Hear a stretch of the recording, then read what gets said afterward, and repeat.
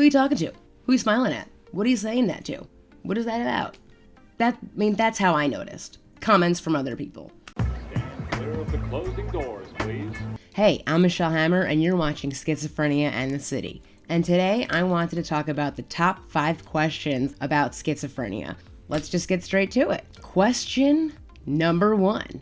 Are any voices or characters recurring in any way? Yes, they are. We might say, wait, Michelle, don't you take meds? Why do you still have voices? Well, that's because the meds help, but they don't completely make everything go away. Yes, I understand that might be frustrating, but yes, that is true. So are there any recurring voices? Yes. I'll get asked the same question over and over and over again, and it's so frustrating because I answer the same question over and over and over again. Please stop asking me that question. But the biddy in my head will not stop asking me that question, and it gets really frustrating. You might say, can't you just get over that? You know what? The thing is, if I get over that, a new thing will just go in its place. The same stories that repeat in my head, if I ever get past them, something new will come. And I don't know, since I'm so delusional, I don't know what's true or false. Unless I call a friend and ask them, did this happen? I don't know if it really did happen, but I'll believe that it happened. And then stories will start meshing together with all different stories, and I'll think something's real when it's not true, because I've tried to prove it real so much in my head that I turned it into something like it's like a snowball effect in some way. They just keep happening over, and then it doesn't go away, and it doesn't go away, and it doesn't go away, and it just goes on, and it just recurs and recurs and recurs and recurs and recurs. It's a little frustrating, but that's my answer to this question. I hope it helped. Question number 2, what are my bad days like? I'm irritable. I'm not too nice. I get kind of mean or nasty. I'm in a bad mood, and I'll sleep all day. I'll just go to bed. I don't want to do anything. I don't want to talk to anybody. I don't want to answer my phone. Don't text me. Don't even try to speak to me. Don't try to be nice to me, because I'm not going to be nice back. I'm having a bad day, and I don't want to talk to you or anyone. Just leave me alone. Let's get to question number 3. How old were you at the onset of your schizophrenia symptoms? I may have said this in a previous video, but it really was kind of like my soccer coach when I was about in 8th grade, who was the first person to really notice my schizophrenia symptoms, and he kind of said things in a mean way towards me. But if I really think back, I had teachers that thought that I was laughing at them. And I was never laughing at my teachers. I was laughing at what was going on in my head. I was becoming completely delusional or hallucinating, and I was just laughing at what was happening there instead of paying attention in class. 11th grade, I'm in physics, and I'm not paying attention. I'm laughing. I'm having a great time in the back of the class. A girl 2 seats ahead of me just turns around and goes, "Are you okay?" And I'm like, "What?" And she's like, What are you like laughing at so much?" I'm like, "Oh, nothing."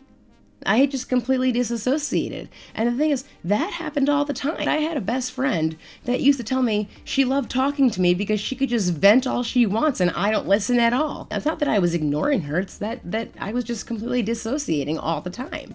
Even in college, I had a professor. I used to bring a computer to class because, I don't know, I felt like it, and it was a very dark room. One time I went up to him after class I don't remember exactly why, but he said to me, "I see you laughing a lot in class. Are you laughing at me? Are you laughing at something on your computer?" I'm like, "Oh, no, I just do that, it's something I just do. I can't stop doing that."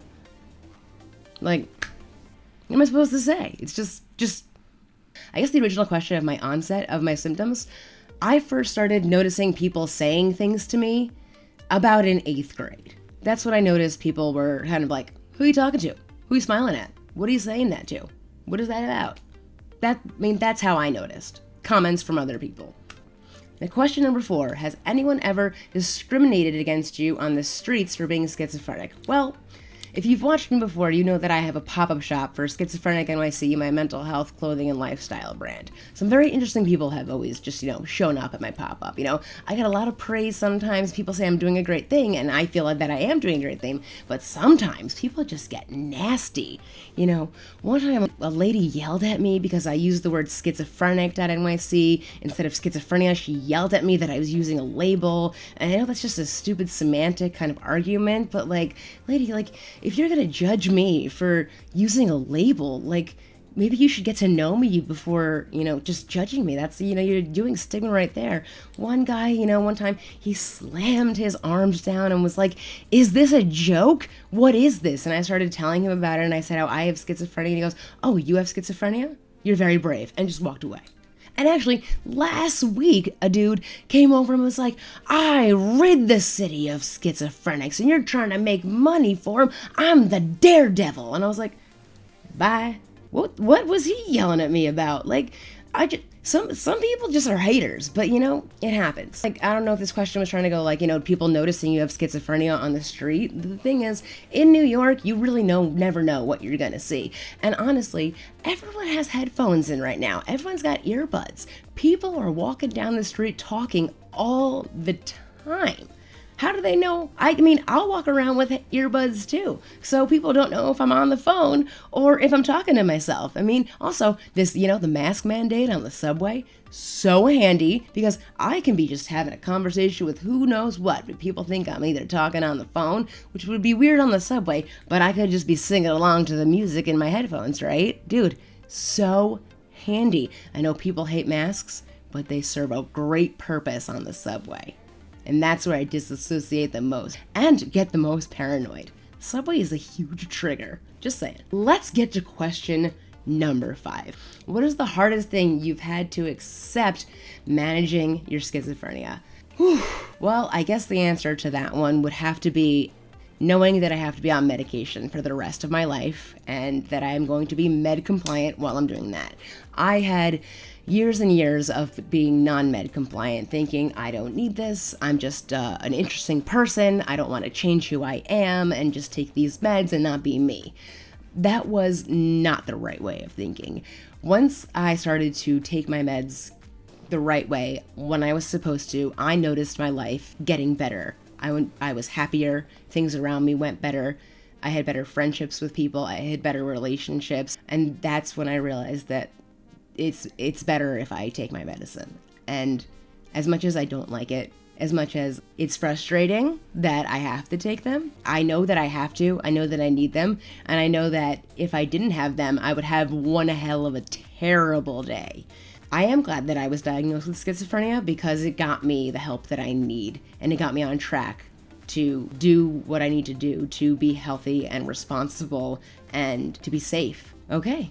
Well, there are all the answers to my top 5 questions that I get about schizophrenia. I hope it was informative. I hope it helped you in some way.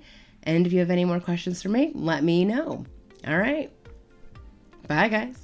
See you.